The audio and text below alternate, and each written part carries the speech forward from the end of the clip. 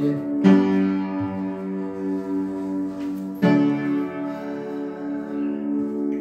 성경 말씀 보겠습니다. 마태복음 11장 28절에서 마태복음 11장 28절부터 30절입니다. 시작 성경 마태복음 11장 28절에서 30절.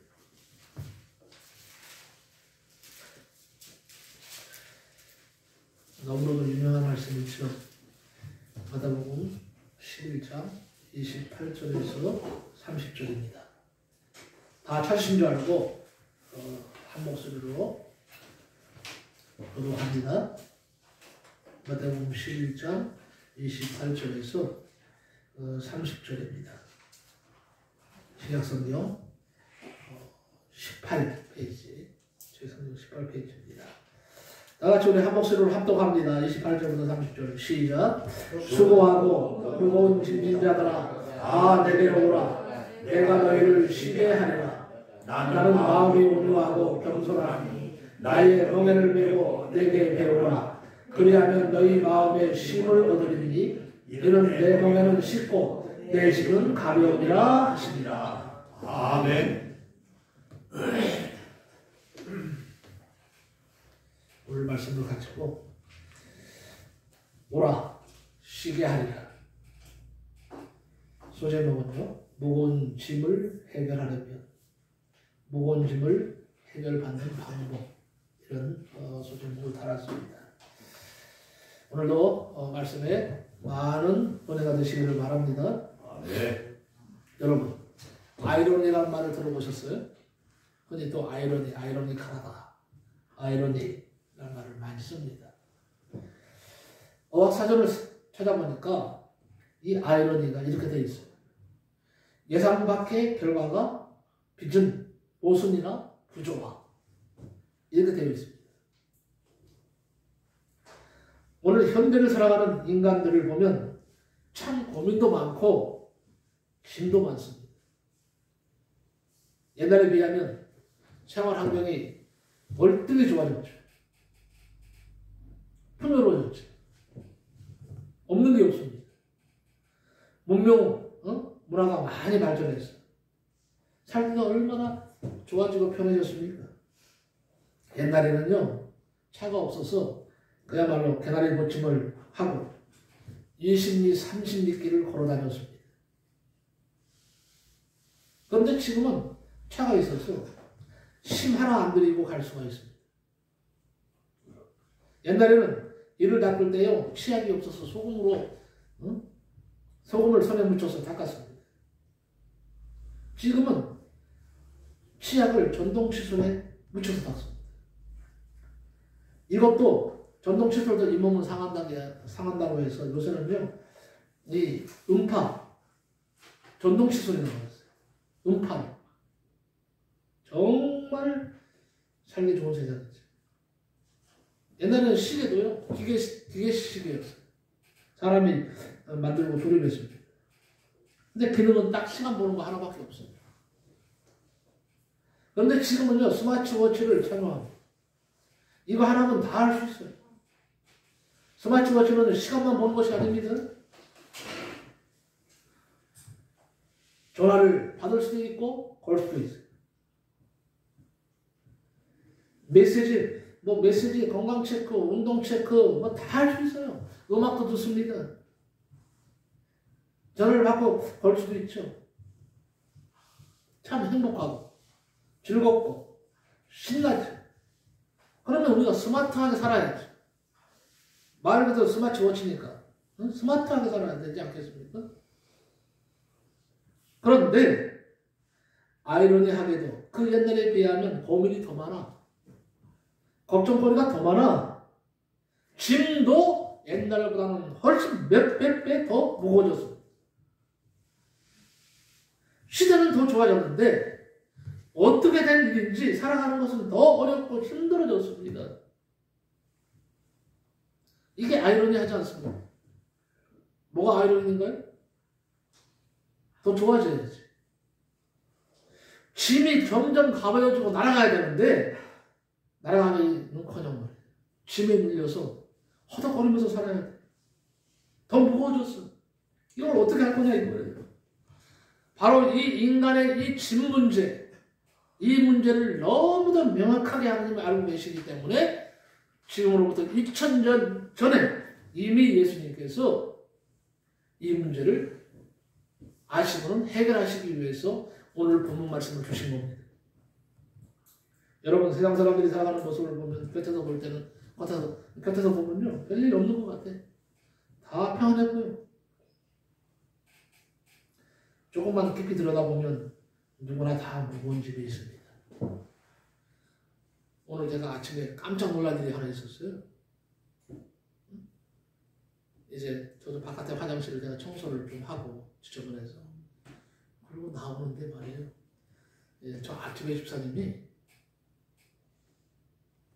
빨간 반바지를 입고 빨간 런닝은 옷들도 안 입어서 맨발로 왔다 갔다 하는 거예요.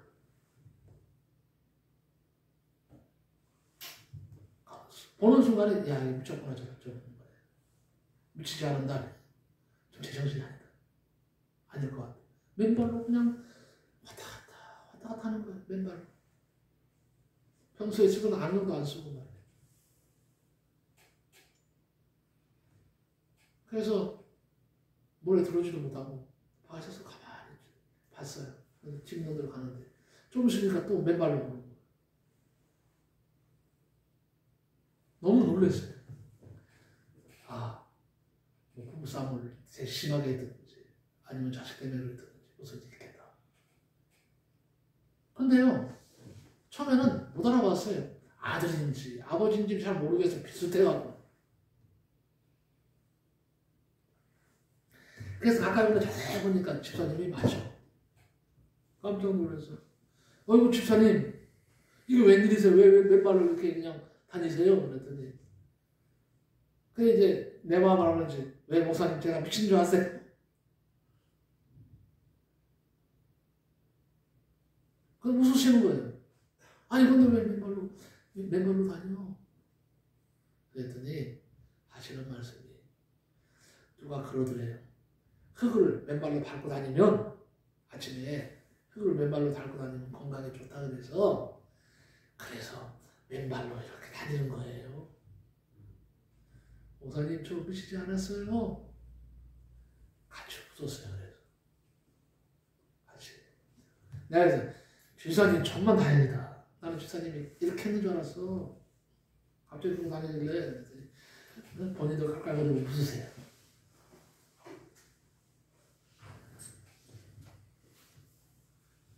여러분 어떻든 세상 사람들이 살아가는 모습을 보면 곁에서 볼 때는요 아무 일도 없는 것 같아.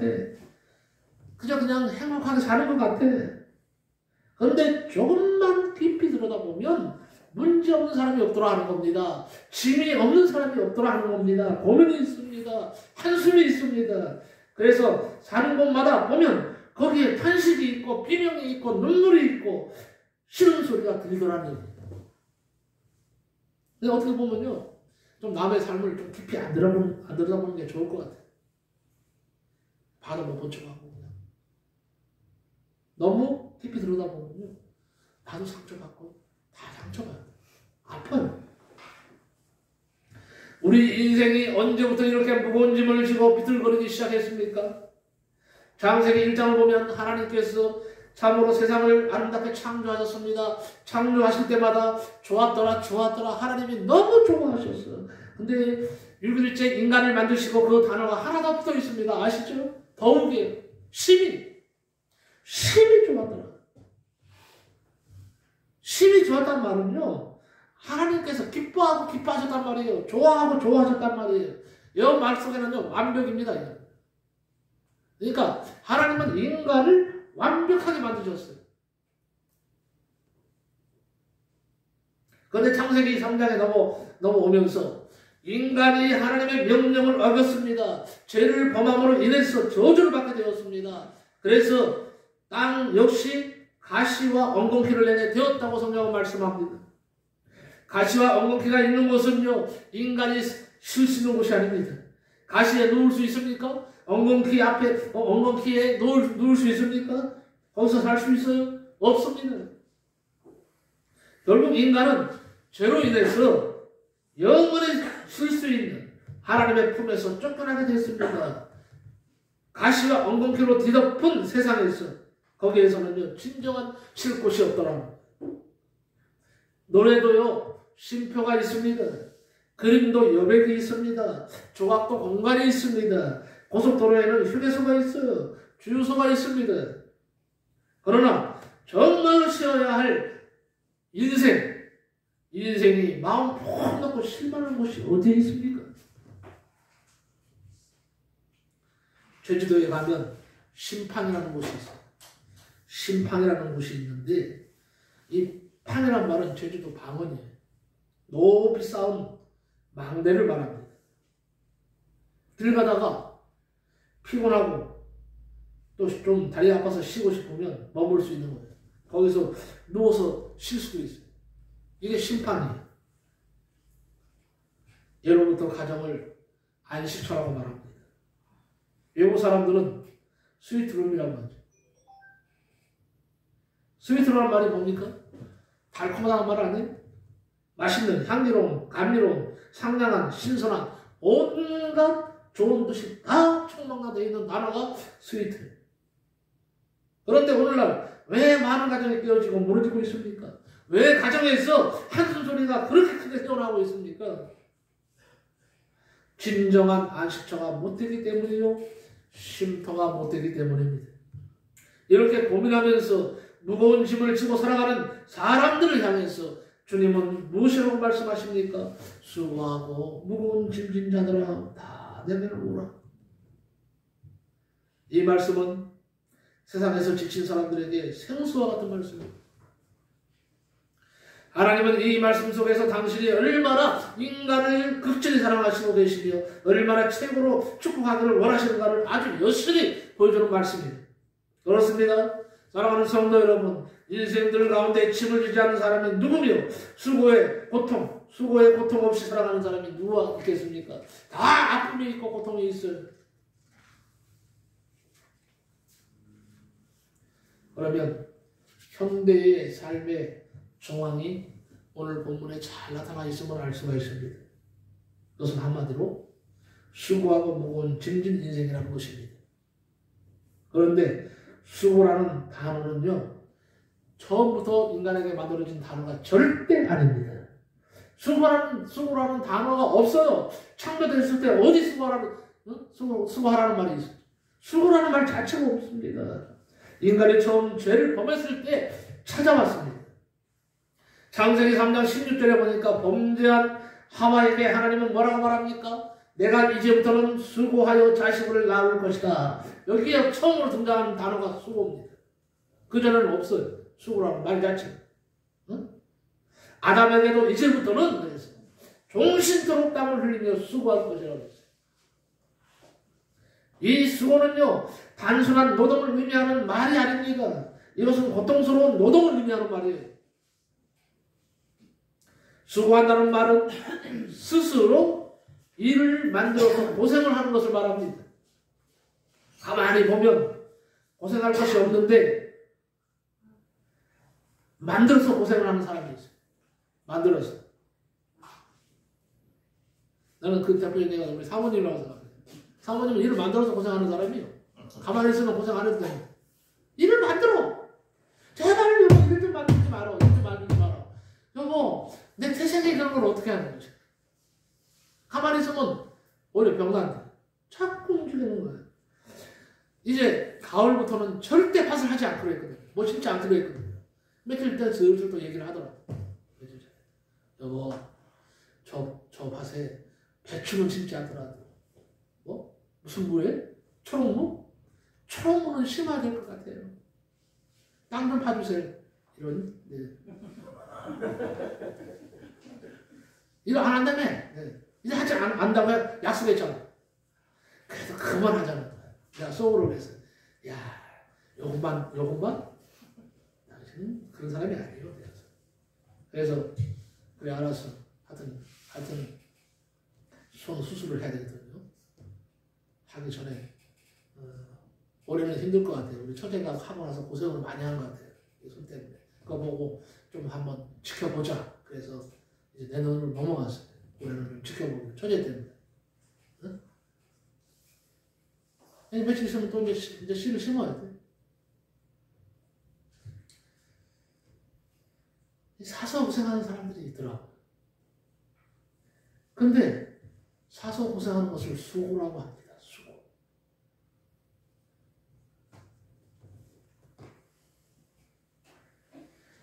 이런 고생은요, 모두가 다 스스로 만드는 그런 일입니다.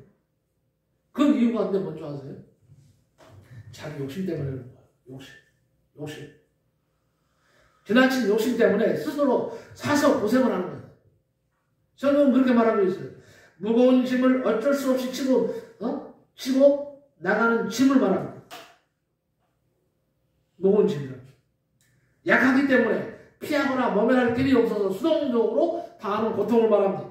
원하지는 않지만 부득이 끌려가면서 억지로 당하는 그런 고통을 말합니다. 이런 짐이 성경에는 무거운 짐으로 되어 있어요. 또 하나, 사람들은 겉으로 보면 우는 것 같아. 그러나 속으로 우는 사람이 너무 많습니다. 남이 모르는 한숨이 있고 슬픔이 있습니다. 이것을 예수님이 다 하셨다는 거예요.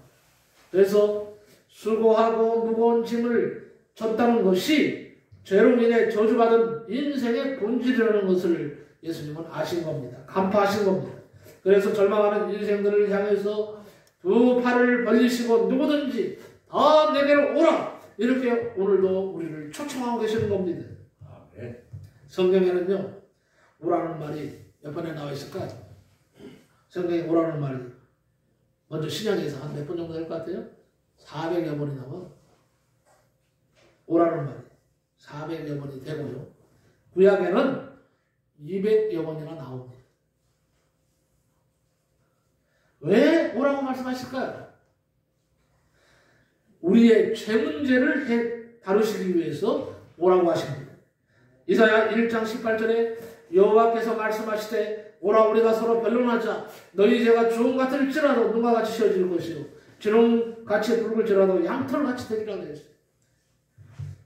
죄 문제를 다루시기 위해서 오라고 하시는 거예요. 누가? 하나님의 초청이에요.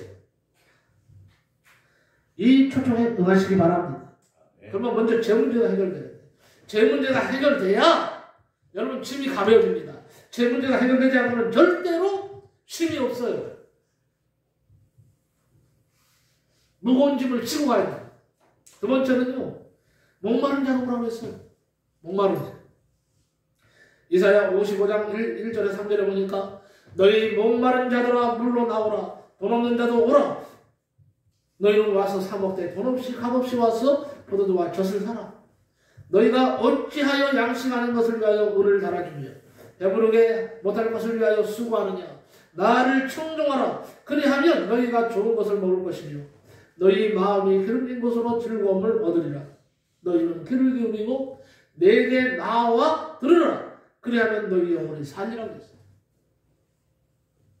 나오라는 말은 하나님 앞에 나오라는 초청이에요. 하나님은 지금도 우리를 초청하고 계십니다. 여러분이 힘든 하루를 보내고 계십니까? 괴롭습니까? 병들어서 실망합니까? 그런 사람들을 향해서 나오라고 하는 거예요. 오라고 하는 거예요.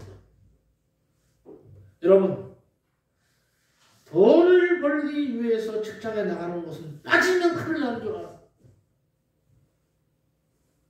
사업을 위해서 하루라도 빠지면 안 되는 줄 알면서 주일날에는 잘 빠진다면 이건 뭔가 잘못해도 크게 잘못된 거예요. 응? 여러분, 공부하기 위해서 학교에 결석하면 안 된다고 알고 있잖아. 근데 교회는 왜 너무 이렇게 쉽게 빠지는 거예요? 이것은 오라고 하시는 하나님을 무시하는 기만의 행위입니다. 은혜 받기 위해서 예배 시간에 나오기를 주저해서는 안 됩니다. 열심히 있어야 하고 예배를 사모해야 됩니다. 그래야 복을 받습니다.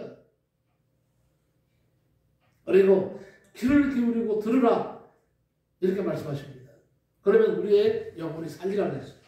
결국은 우리 영혼이 살리기 위해서 우리는 뭐예요? 하나님께로 나가야 된다는 것입니다.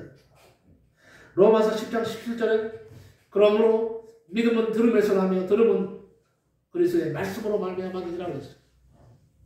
하나님의 말씀인 성경을 읽고 보고 배우고 설교 시간에 귀를 기울이면서 들으면서 그 율법을 주야로 묵상하라고 되어 있어요. 여기에 목마른 자들, 돈 없는 자 오라고 했습니다. 너희는 와서 사 먹되 돈 없이 값없이 포도주와 젖을 사라고 했습니다. 여기서 목마른 사람이 누굽니까? 험한 인생길에서 삶에 시달리고 지쳐있는 사람들, 어떤 일에 실패와 낭패로 상처가 된 사람들, 더 이상 일어날 기력이 없는 사람들을 목마른 자라고 표현하고 있습니다. 그래서 여기에 포함되지 않는 사람이 있습니까?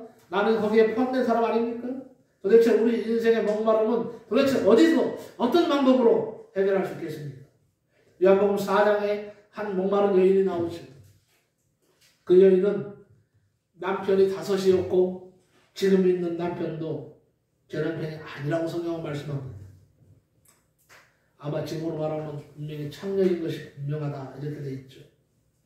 이 여인은 영혼의 목마름, 그 마음에 비어있는 공허를 어떤 남자에게서 얻어보려고 했습니다. 처음에 만난 남자는 육체적으로는 건강했지만 돈이 없는 가난맹이였기 때문에 아마 만족을 얻지 못한 것 같습니다. 두 번째 만난 남자는 돈은 많은데 몸이 약해서 별 재미가 없었나 봅니다. 세 번째 만난 남자는 세상에서 지식도 명예도 갖고 있지만 성격이 좋지 못해서 포악해서 헤어진 것 같습니다. 이런저런 이유들로 인해서 네 번째, 다섯 번째 남자와 헤어졌습니다. 그리고 지금 살고 있는 그 남자도 자기 남편이 아니라는 겁니다. 일종의 기동소방입니다. 사람에게서 마음의 공허를 메워보려고 했던 이 여인은 결국 실망과 실에 빠져 있었습니다. 동네 사람들은 그를 죄인이라고 손가락질합니다. 창녀와 같다고 손가락질합니다. 그래서 아침, 저녁 여인들이 우물가에 모여드는 시간에 함께 우물가에 갈 수가 없어서 대낮에 아무도 사람이 나가지 않는 바로 그때에 우물가에 갔다가 예수님을 만나게 된 겁니다. 주님이 말씀하십니다. 사람이 주는 물을 마시는 자는 다시 목마르거니와 내가 주는 물을 마시는 자는 영원히 목마르지 아니하리라. 그러니까 이 말씀에는 한 가지 중요한 것이 포인트가 있습니다. 사람이 주는 물을 너 마시고 있다 이거예요. 너 사람이 주는 물을 마시고 있다. 그러니까 네가 지금 기가를 들고 있는 거 아니냐 이거예요. 네 삶이 그 모양 그걸 아니냐 이거예요. 이제는 사람이 주는 물을 마시면 안 된다는 말이 포함되어 있는 거예요. 그래서 주님은 이 여인을 정확하게 찍어서 지금 간파하고 있는 겁니다. 사람이 주는 물을 너 마셔봤지? 많이 마셨지? 근데 안 되잖아. 너 지금 너무 목마르잖아. 너 괴롭지? 너 아프지? 너 슬프지? 네 눈에서 지금 눈물 나고 있지? 그게 다 이유가 있어. 이제는 사람 주는 물을 마시면 계속 그 상태로 있을 수밖에 없는 거예요. 그러니까 이제는 내가 주는 물을 먹어야 된다 이거예요. 예수님이 말씀하시는 그 요지는 뭐냐? 이제는 그런 거 다 버리라는 거예요. 의지하지 말라는 거예요. 그 물. 내가 주는 물. 영원히 목마르지 않게 하는 내 물을 네가 마셔야 된다. 아멘. 그런데 이 영원한 물을 마셨어요. 이 여인은 깊은 물을 얻었어요. 너무너무 깊은 나머지 어떻게 합니까? 물동이를 집어 던져버리고 동네로 뛰어들어가서 내가 몇 시간을 만났다 와보라고 했어요. 그 여인에게 일생의 변화가 한순간 일어납니다.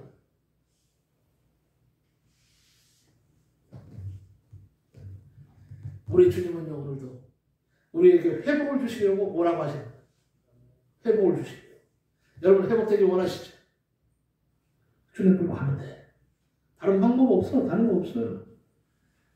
호세아 6장 1절에 말씀하십니다. 오라 우리가 여호와께로 돌아가자. 여호와께서 우리를 찢으셨으나 도로 낫게 하실 것이요 우리를 치셨으나 싸매어 주실 것이라고 했어요.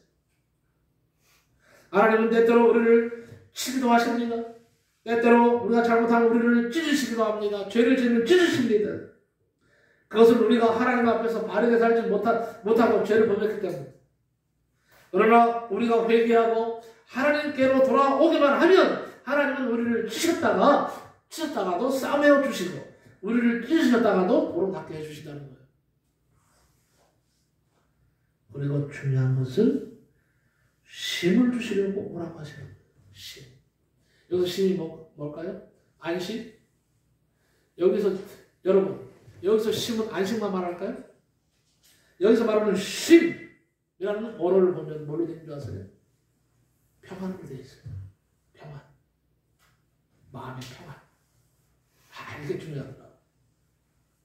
쉬는 것은요, 계속 쉴 수가 없어. 사람은요, 일을 해야 돼. 이게 물론 안식을 말하기도 하지만, 언어적으로 깊이 들어가 보면요, 평안이에요. 마음의 평안을 주시기를 원하시는 거죠. 마음이 평안하면 만사오케이. 진짜 세상에서 나는 가장 좋은 선물이 하나님이 주신 선물이 생명이긴 하지만 생명같이 중요한 것이 뭐냐? 평안, 안식. 평안이에요, 평안. 마음이 평안해야 돼. 마음이 평안하면 돈이 없어도 괜찮아. 마음이 평안하면요, 위로가 있어, 힘이 있어요. 힘을 주시려고. 우리 마음에 정말로 우리 주님이 가지셨던 평안을 주시려고 초청하시는 거예요. 오라. 무거운 짐진 자들아 다 내게로 오라. 이 말을 한마디로 말하면 평안이 없는 자들아 다 와라. 평안이 없는 자들아 와라. 평안이 없어. 마음에 평안이 없어 고통받고 평안이 없어서 괴로워하고 평안 때문에 슬퍼서 눈물 흘리는 모든 인생들아 다 와라. 내가 너에게 힘을 주겠다. 내가 너에게 뭐예요? 참 평안을 주겠다는 거예요.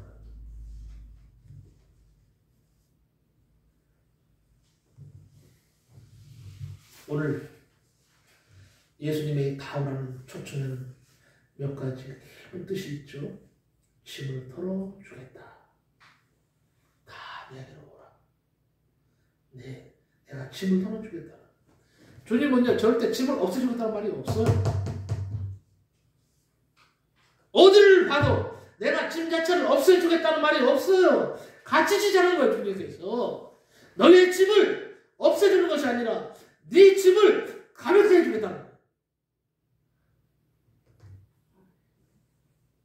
다 내게로 오라는 거예요. 그래서 너희가 정말 나를 믿느냐? 그러면 그 짐을 다 내게 맡겨라. 내게 맡기면 그 짐이 가볍다는 거예요. 가볍게 만든다는 거예요. 가벼우면 어디든지 갈 수 있어요. 무거우면 못 가요. 여러분들이 지고 있는 짐은 무엇입니까? 생활의 짐? 질병? 아니면 죄의 짐입니까? 주님이 오라고 하십니다. 우리는 정말 행복한 사람들이에요. 왜냐하면 참 안식에 참 평안의 주인이신 우리 주님께서 우리를 초청하셨어요.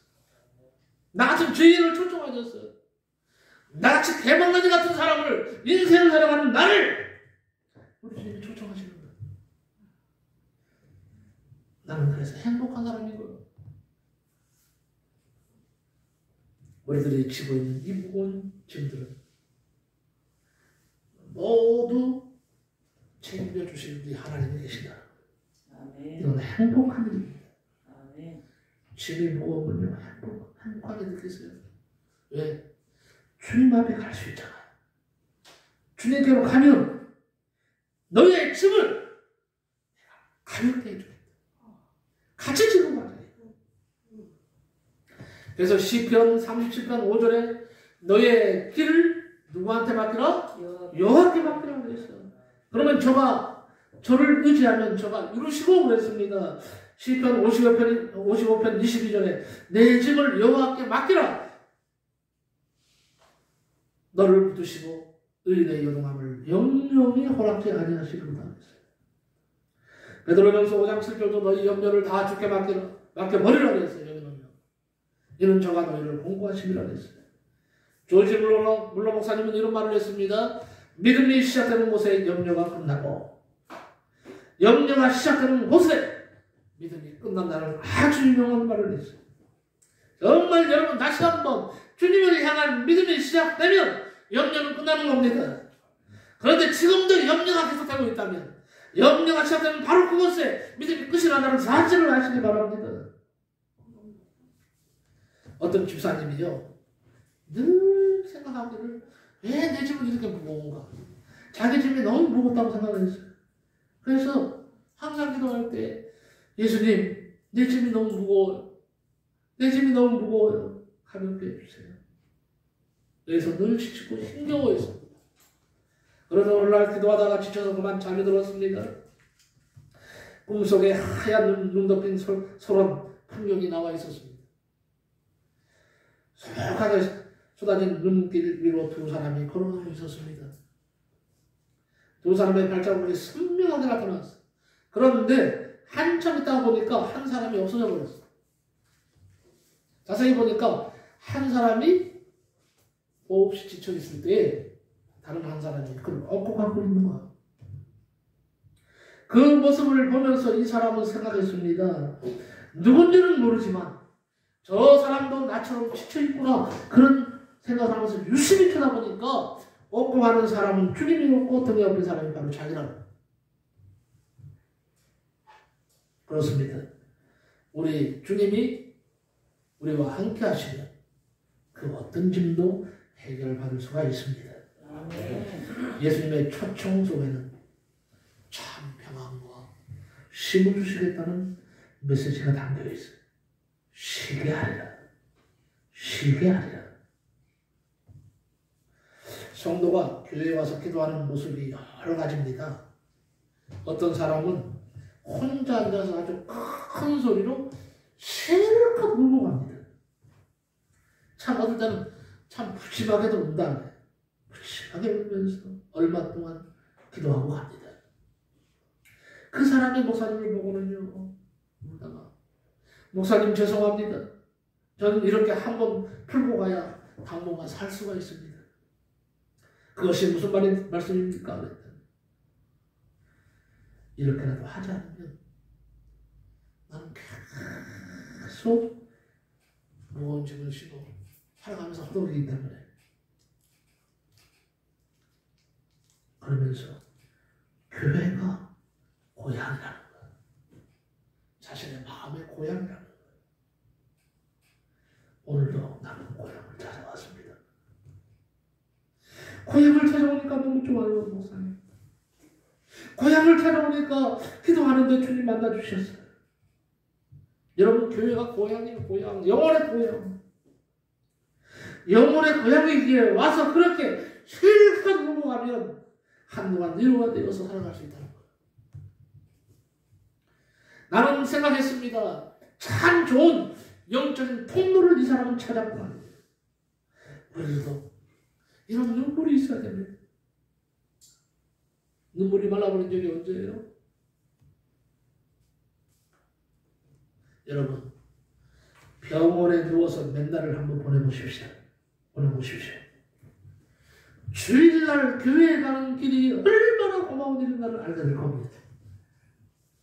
그래서 성도가 있어야 할 자리가 바로 있는 거예요. 세상이 아니에요. 그것이 바로 성전입니다. 그리고 주님의 품 안이에요. 성도들은 주의 품에 있을 때가 가장 힘이 있을 때고 가장 행복한 때입니다. 그렇습니다. 주님 품이 가장 안전하고 힘을 얻을 수 있는 품이에요. 그래서 주님은 내가 오라, 와서 쉬어라, 내가 쉬게 하리라. 왜냐하면 우리들이 있어야 할 곳이 바로 주님 품이고 교회이기 때문입니다. 예수님의 이 초청 속에는 마지막으로 더 생각해 볼 것이 하나 있는데, 감당할 힘을 주겠다는 거예요. 평안을 주시기도 하지만 네가 십자가를 지고 갈 수 있도록, 네가 무거운 짐을 지고 갈 수 있도록 내가 감당할 수 있는 힘을 주겠다는 거예요. 감당할 수 있는 힘만 있으면 까짓거 무거운 짐 왜 못 지고 가요? 안 그렇습니까? 감당할 힘이 없으니까 문제지. 감당할 힘이 없으니까 쓰러지는 거죠. 감당할 힘이 없으니까 괴로워서 눈물이 흘리는 거죠. 사람이 세상을 살면서 아무 짐도 지지 않고는 살 수가 없어. 살아있는 동안 주님께 모두 갖다 내려놓는다고 해서 그 짐이 다 사라지는 건 아닙니다.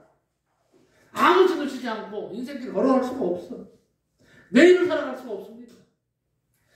기본적인 짐은 지고 가야 돼. 기본적인 짐은요, 예를 든다면 부모 공경의 짐을 자식은 져야죠. 안 그렇습니까? 그 짐은 무거워도, 아무리 무거워도 져야 되는 거예요. 제가 우리 어머님이 살아계실 때 김나영남하고 8년을 모셨어요.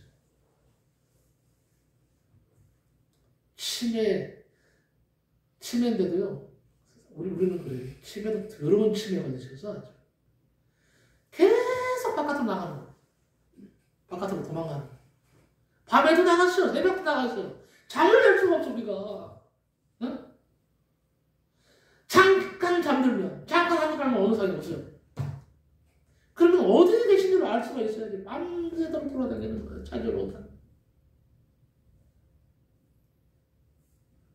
어떨 때는요, 살얼음, 얼음 너구렁에 빠지셔갖고, 맨발로. 그 막 돌아다니시다. 그거 없고. 그래도 어떻게 해요? 내가 자식인데. 나를 낳으신 부모님 아니에요? 공경해야죠. 오히려 지금 아쉬워요. 더 잘해드리지 못한 게 아쉽고, 눈물 나고, 생각나고. 그 짐은 아무리 무거워도 져야 됩니다. 불신자들보다 더 철저하게 져야 됩니다. 그리고 교회의 의무의 짐을 여러분 질 수 있는 성도들이 돼야 됩니다. 교회의 의무의 짐을 지십시오. 여러분이 안 지면 이 교회를 어떻게 하라고? 무거워도 쳐야지. 때때로는요, 실패의 짐도 져야 돼. 그리고 종말을 맞이했을 때에 죽음의 짐도 내가 져야 돼요. 그것은 누가 대신 져줄 수 있는 짐이 아닙니다. 그래서 이것을 아시기 때문에 내게로 오라! 주님이 말씀하시는 거예요. 오라! 내가 너희를 쉬게 하리라고 말씀하시는 거예요. 이 말씀은 주님께서 짐을 질 수 있도록 힘을 주신다는 말이에요. 방법이 하나 있어. 마지막으로 이제 말씀드리는 것은 나의 멍에를 메고 짐을 져. 나의 멍에를 메고. 우리나라는 밭을 갈 때요, 한 마리의 소가 그 일을 합니다. 그런데 이스라엘은 한 마리의 소가 멍에를 메우는 것이 아니라 두 마리를 나란히 놓고 멍에를 메웁니다. 이스라엘은 땅이 우리나라보다 척박해서 아주 험한 자갈밭이에요.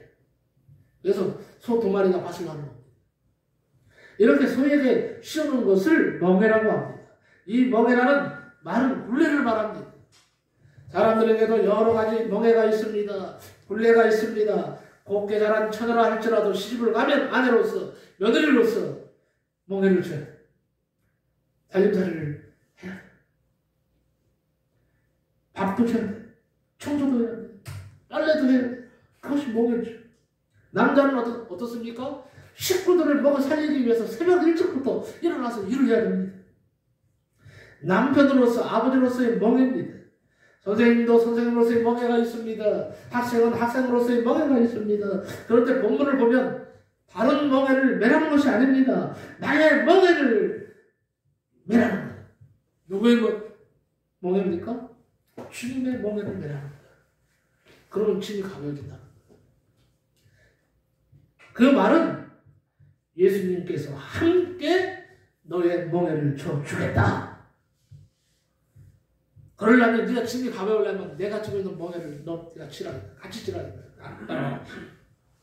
두 마리의 소가 멍에를 맬 때에 한 마리가 힘이 세면 다른 한 마리는 그냥 따라만 가면 되는 거예요. 그런 이치입니다.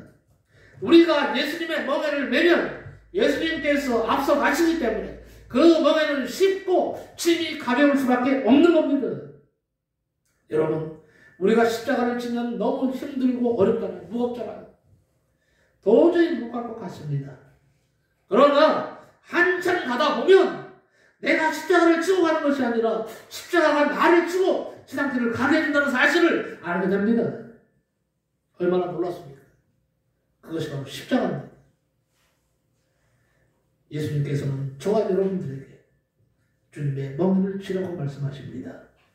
그래서 빌립보서 4장 13절에 내게 능력 주시는 자 안에서 내가 모든 것을 할 수 있느니라. 아멘. 바로 이겁니다. 이제는 내게 능력 주시는 자 안에서, 내게 능력 주시는 자 안에서 누굽니까?